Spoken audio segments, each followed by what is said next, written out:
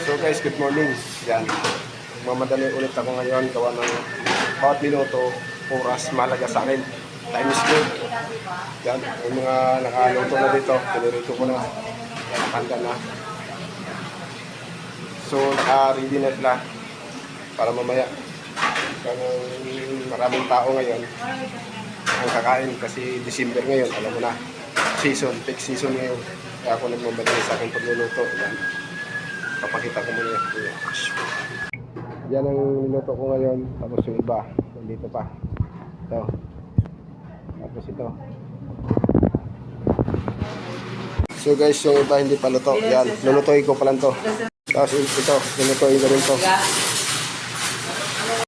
Yan mga guys, maaga pala ang tambak ng hugasin. Yan. So ito talaga sa araw-araw namin ginagawa dito sa umaga. Kailangan namin talaga maaga matapos yung aming trabaho. Yan. Malagang oras. Time is gold talaga.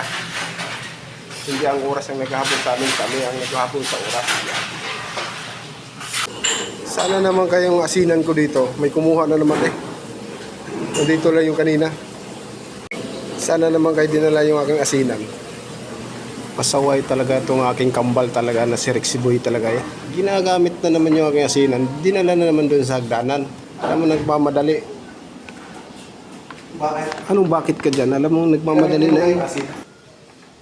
Nagmamadali ka ano?